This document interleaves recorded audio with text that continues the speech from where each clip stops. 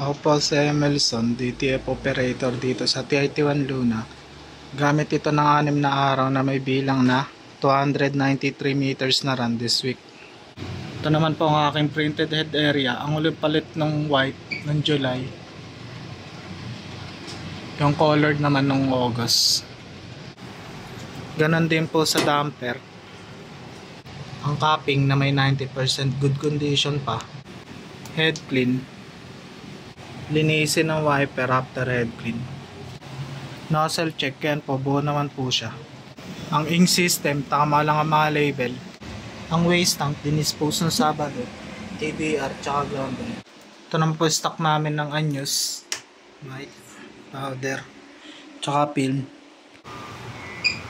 Ang smoke purifier, na 100% good condition pa, kakapalit lang ng filter last week. Ito naman po yung records na nagamit na CMYK white, cyan, magenta, yellow, black, resin powder, DTF film, solution, daily output records, at printer daily checklist. Wala naman kaming in-house order. Thank you po.